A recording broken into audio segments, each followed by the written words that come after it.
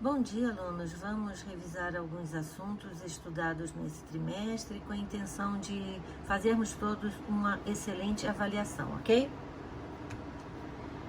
Nós vimos várias verminoses causadas por plateumintos e também por nemateumintos, né? Pois bem, esse slide relembra uma dessas verminoses causadas por um nemateuminto. É o Ancylostoma duodenale e também pelo Necator americanus. Os dois pequenos vermes causam uma doença vulgarmente chamada de amarelão, a ancilostomose, também chamada de necatorose. É uma doença facilmente evitada se a pessoa usar um calçado e se no ambiente tiver saneamento básico e também se a população tiver educação sanitária. E por que andar de calçado é importante? Porque as larvas penetram pela pele, geralmente dos pés, mas pode ser por qualquer parte do corpo. E chega ao intestino delgado, onde se prendem à parede deste órgão e se alimentam de sangue do hospedeiro. Isso causa anemia, que causa cansaço, e a cor amarelada na pele. É uma verminose característica do personagem Jeca Tatu de Monteiro Lobato, que erroneamente era diagnosticado como preguiçoso. Coitado, ele estava doente. Esses vermes fazem o caminho dentro do corpo humano através da circulação sanguínea e os ovos são eliminados com as fezes do doente. Agora vamos recordar duas características de moluscos. O sistema digestório, que é completo, sendo que ostras e mexilhões, isto é, os bivalvos, são filtradores, retirando da água seu alimento. Os gastrópodos e os cefalópodos têm rádula, que é uma língua raladora que fica assim esfregando no alimento e assim facilitando a digestão do mesmo pelo animal. O sistema circulatório dos bivalvos é aberto, assim como dos gastrópodos. Porém, nos cefalópodos temos o sistema circulatório fechado, isto é, o sangue só circula dentro de vasos ou de órgãos. O sistema excretor do molusco é formado por metanefrídeos, cujas aberturas são ciliadas e retiram as excreções da cavidade pericárdia e as elimina do corpo por meio de poros excretores que se abrem na cavidade do manto. Agora vamos falar sobre um assunto muito interessante, que é a formação das pérolas, que ocorre em espécies de bivalvos. A pérola nada mais é do que uma tentativa de defesa do animal. Totalmente ao acaso, um grãozinho de areia entra entre a concha e o manto do animal e aí ele começa a produzir camadas concêntricas de madrepérola em torno desse invasor. Aí, com os anos, isso mesmo, pode levar anos, se forma uma pérola. Nós podemos induzir artificialmente a produção dessa joia, mas na natureza elas acontecem ao acaso e são muito valiosas. As minhocas, animais oligoquetas, isso é, que possuem poucas cerdas, têm como característica serem triblásticos, de simetria bilateral, celomados e como novidade evolutiva apresentam a metameria, isso é, o corpo dividido em metâmeros, em anéis. Elas são muito importantes ecologicamente falando, porque no seu caminhar elas cavam túneis no solo e possibilitam o arejamento do solo e a infiltração da água. As suas fezes, que são denominadas humus, fertilizam o solo e são muito usadas por agricultores e também por jardineiros. Então, como eu falei, as minhocas são oligoquetas porque têm poucas cerdas, que são estruturas utilizadas para locomoção. Já os poliquetas têm muitas cerdas e os hirudíneos, como as sanguessugas, não têm cerdas e eles se locomovem somente por contração muscular. O maior filo animal é o filo dos artrópodos. Didaticamente, podemos dividir esse filo em 3 subfilos: Os crustáceos, como camarões, siris e lagostas, que são muito apreciados na nossa alimentação, né? Os quelicerados, que são os temidos escorpiões e as aranhas, e também os ácaros, que podem nos causar alergias.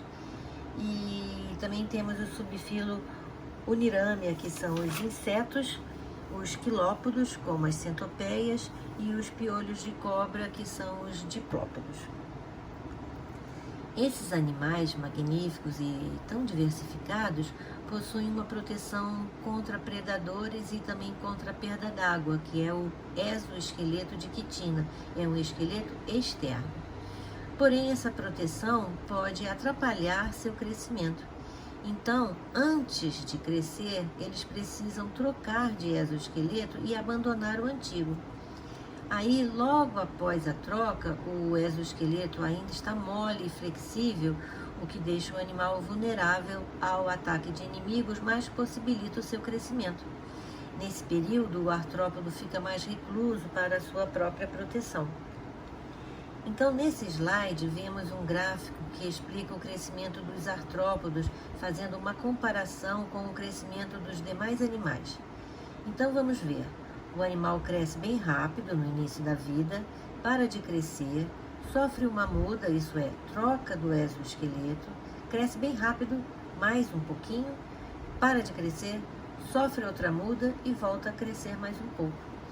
Quantas mudas o animal sofre durante a sua vida varia de espécie para espécie. Vamos analisar aqui este cladograma do grupo de cordados. Vamos primeiro ver as características de acordo com o surgimento e que possibilitaram o surgimento dos diversos grupos. A notocorda é um bastão flexível que se forma entre o tubo nervoso dorsal e o tubo digestório, e ela serve como um eixo de direcionamento de crescimento do embrião. As vértebras, que nos seres humanos, por exemplo, são resquícios da metameria durante o desenvolvimento embrionário. Aí surgiu a mandíbula. A mandíbula possibilitou ao animal abrir mais a boca e assim comer mais coisas e coisas maiores, fazendo com que o animal também crescesse. Temos agora o ovo amniótico, que é também chamado de ovo terrestre ou ovo com casca, com seus anexos embrionários, que nós veremos já já. O diafragma, que é o principal músculo respiratório encontrado nos mamíferos. Bem, protocordados são os urocordados e os cefalocordados. Os urocordados também são chamados de tunicatos, porque tem a túnica, que é uma proteção externa. E um exemplo é a assídia, que é um animal que depois da metamorfose só mantém as fendas branquiais como característica embrionária, isto é, das 4 características embrionárias dos cordados, fendas faringianas, notocorda, cauda, pós-anal e tubo nervoso dorsal, a assídia só mantém as fendas faringianas como adulto. Os céfalos cordados, como o anfioxo, mantém todas as características mesmo depois de adulto.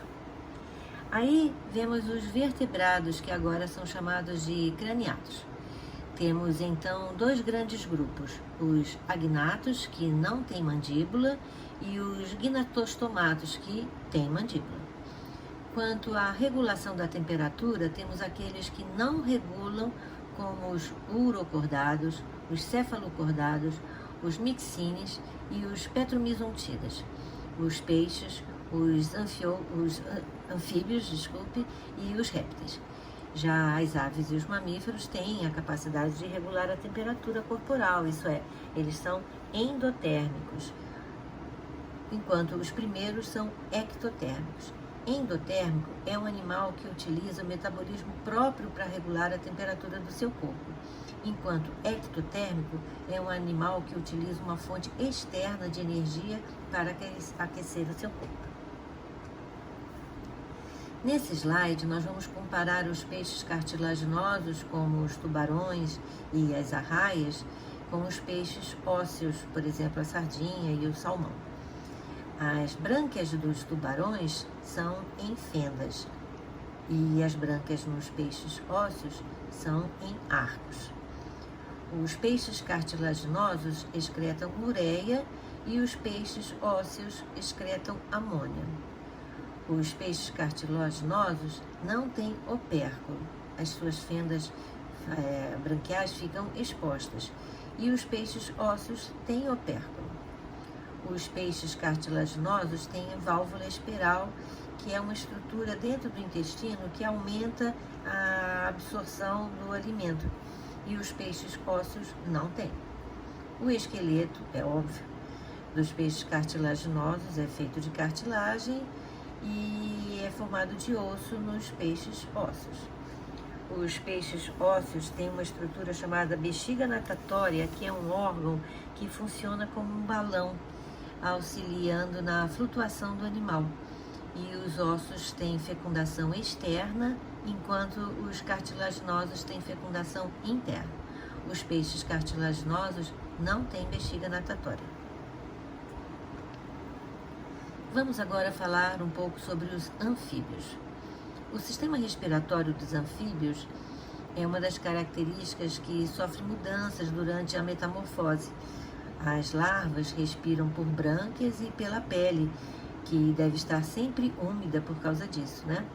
Já os adultos respiram por pulmões e, como os pulmões ainda não são muito desenvolvidos, também precisam complementar as trocas gasosas pela pele e também precisam ter a pele umedecida. O sistema digestório é completo, com boca e ânus. O sistema circulatório é fechado, duplo e incompleto, isto é, o sangue só circula dentro de vasos e órgãos, o sangue passa 2 vezes pelo coração e o sangue venoso se mistura ao sangue arterial dentro do único ventrículo do coração.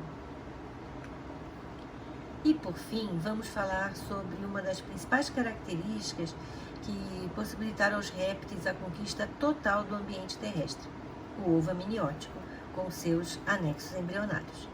Vejo aqui no desenho, temos a casca, né, por fora, que é porosa e possibilita as trocas gasosas, a membrana da casca, que protege os anexos embrionários do atrito que poderia haver com a casca, e agora vamos ver os anexos embrionários.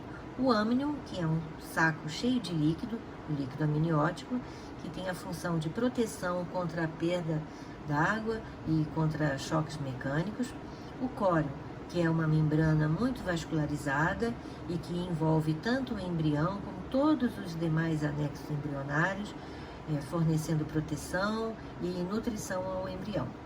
O saco vitelínico, que é um reservatório de alimento para o embrião, guardando o vitelo.